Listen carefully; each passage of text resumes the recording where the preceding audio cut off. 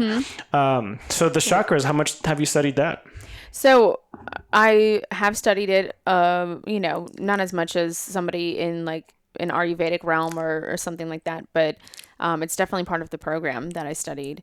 And the chakras are very interesting because of the energy centers of the body. They do resonate with different color frequencies as well. And getting into the math, you can look at which chakra system has a certain bandwidth of frequency, and then that's correlated with a specific color. And then those energies are also correlated with specific emotions and different organ systems in the body that house those emotions, like the liver. And this goes into traditional Chinese medicine as well. But the liver will house anger, where the gallbladder is rage, the kidneys are fear. And then you look at the different organ systems that are correlated with the different chakras and the energies that go with it that are similar to the emotion. So, for instance, yellow, or the third chakra, is personal power. And then that's also, the stomach digesting information, things like that. So all of it is also where a lot of quote unquote negative emotions get stuck, right? Like that's exactly. Yeah. Right. And so the negative emotions are the lower frequencies.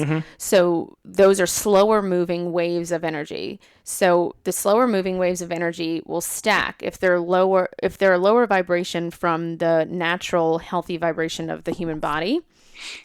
It's actually your organ system is living in the past. So it's not regenerating as quickly as the rest of the body. So the rest of the body's in the future, and that organ system is still saying, wait, hold on, slow down. I'm trying to catch up here. I have anger running through my liver. And that's a very slow moving frequency. Yeah. And so it can slow down your detoxification pathways. And then, that can cause a whole issue of, hormonal imbalances and things like that if the liver is clogged or blocked in any way. So when you work with clients, how do they approach you in the first place? So it's good for me to be on podcasts because I can't just have a billboard that says Doctor of Metaphysics, come see me. No one knows what that is. Yeah. So it's not like having like a lawyer or a personal injury, or people know what that is. So being on a podcast is always great because you can explain what it is that the concepts, and then if someone resonates with it, and that sort of thing. So I work with energy. And someone who comes to see me is basically someone who needs clarity in their life. And that can be health related. It can be relationships, career stuff, having, self-worth issues, anything like that. And I do analyze blood work as well. So I've taken courses on that. So I really like to tie the physical expression of the energy together. So if someone's coming to me and saying, hey, I'm having issues with my thyroid, I will look at how much they're able to express authentically in their life, because we can talk about the throat chakra. Yep. So the thyroid really is housed within the neck.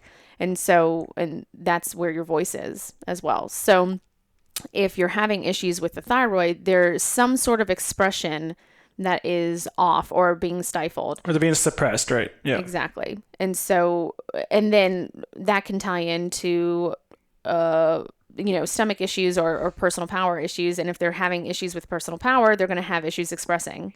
It's really interesting because in the medical world, whenever we talk about like hypo or hyperthyroidism, it's always the opposite. Like the numbers present the opposite of what's going on in the body. Right. Like it's always, well, when you know it enough, then it's like, well, it's not the opposite because that's how it is and that's how you read it. But like anyone else reading it is like, well, that presents the opposite. And it's really interesting because it is kind of like that. If it's almost like, well, you're suppressing something, so I'm suppressing what you think is supposed to be going on as well. Right. And it's all just related. Everything is everything. Right. Exactly. And so then whenever you look at blood work, do you see waves like in your brain? Like, Yeah, well, it shows up as a pattern to me.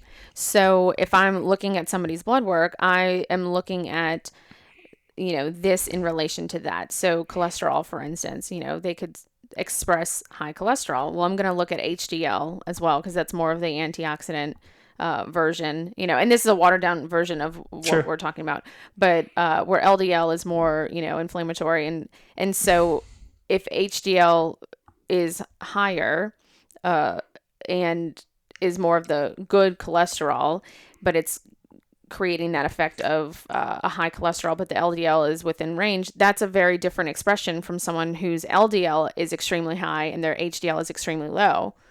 And it's the same number. It's the same, say it's, 250 cholesterol. It's the same exact number, but they're expressed differently. It's a different pattern.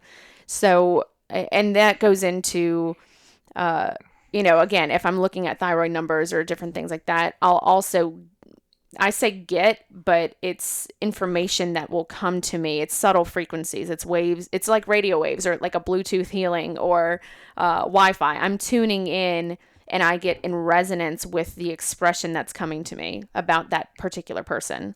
So if there's blood work that I'm looking at, yes, I'm looking at the numbers and the patterns of information, but I'm also hearing different things or receiving information about why that is. Or if their thyroid numbers are off, I'll immediately get husband. I'll hear it.